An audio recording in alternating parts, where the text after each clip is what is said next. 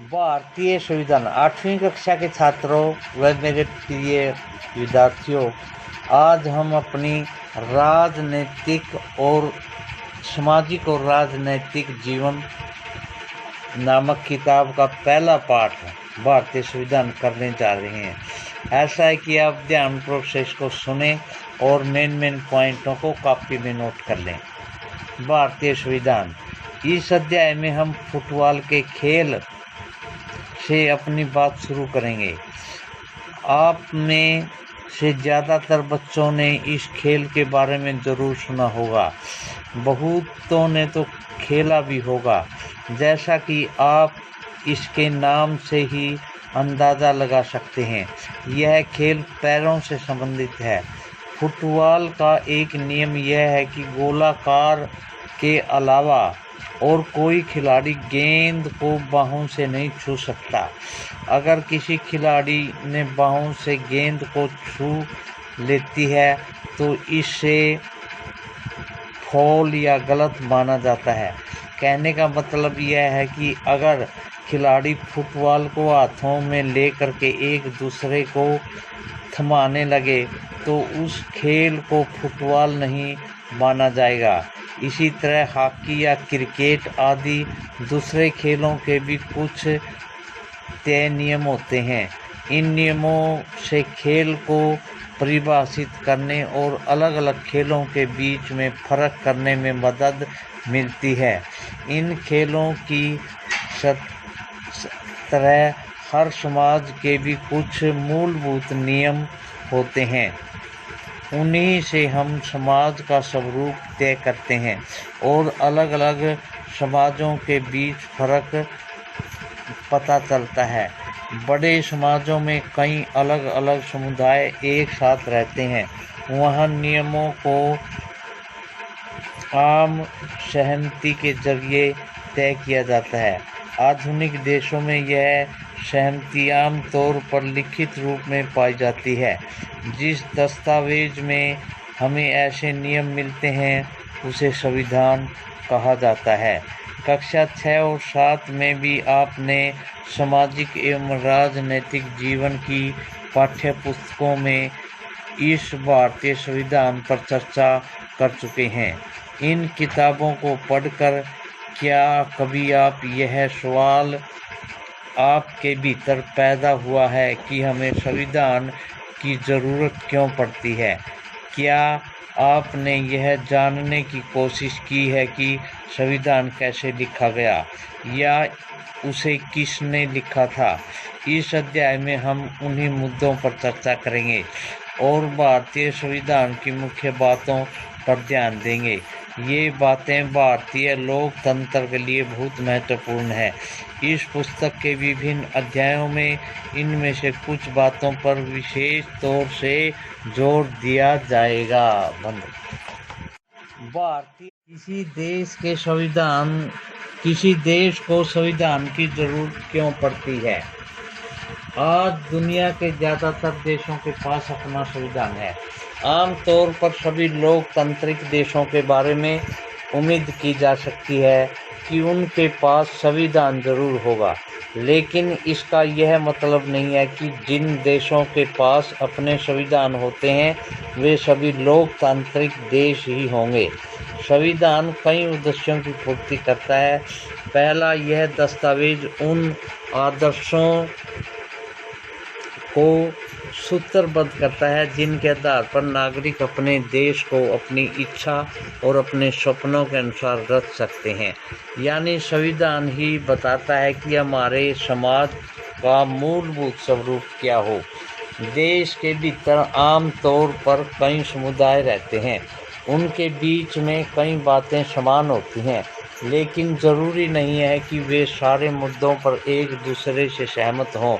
संविधान नियमों का एक ऐसा समूह होता है जिसको एक देश के सभी लोग अपने देश में चलाने की पद्धति के रूप में अपना सकते हैं। इसके जरिए वे न केवल यह तय करते हैं कि सरकार किस तरह की होगी, बल्कि उन आदर्शों पर भी साझी समझ विकसित करते हैं जिनकी हमेशा पूरे देश की रक्षा की जानी चाहिए। इसी देश 34 में भारतीय राष्ट्रीय कांग्रेस ने संविधान सभा के गठन की मांग पहली बार अपनी अधिकृत नीति में शामिल किया। केवल भारतीयों को लेकर चलने वाली एक राजतंत्र संविधान सभा की यह मांग दूसरे विश्व युद्ध के दौरान और तेज हो गई और अतः दिसंबर 1946 में संविधान सभा का गठन किया गया। पृष्ठ 2 पर दिए गए चित्र में संविधान सभा यथा कुछ सदस्यों को दर्शाता है।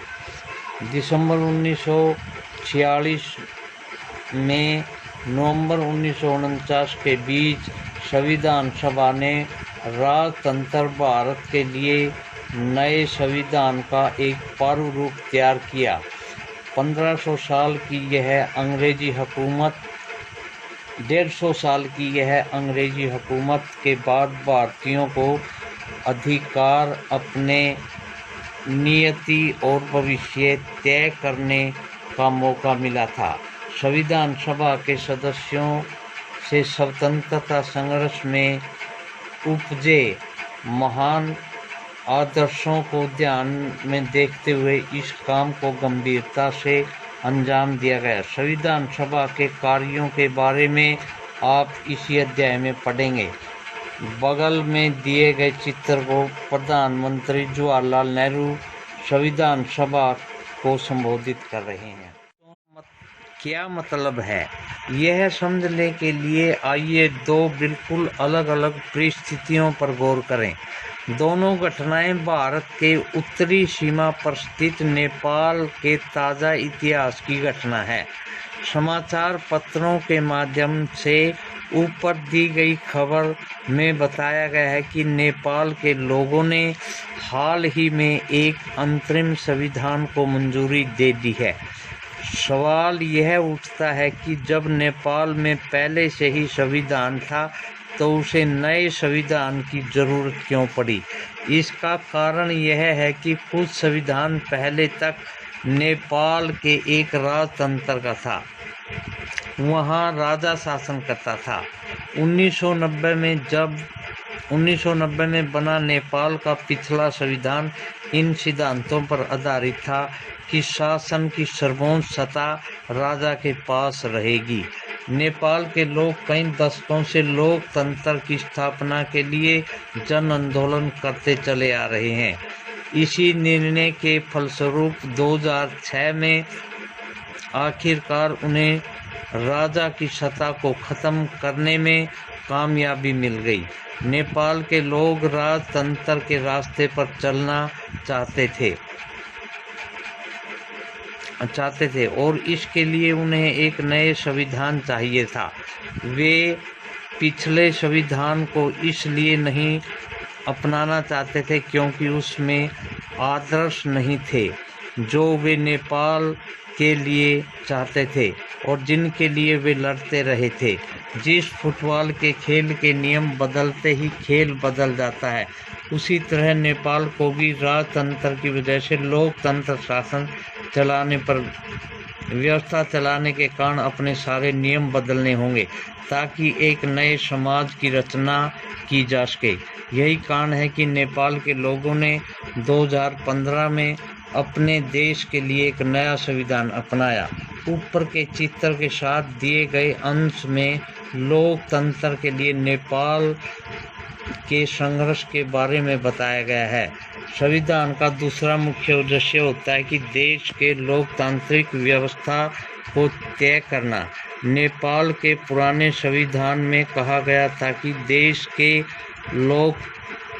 के शासन की बागडोर राजा और मंत्री परिषद के हाथ में रहेगी, जिनने लोकतांत्रिक शासन पद्धति यानी राज्य व्यवस्था चुनी है। वहाँ निर्णय प्रक्रिया के नियम तय करने में संविधान बहुत अहम भूमिका अदा कर सकता है।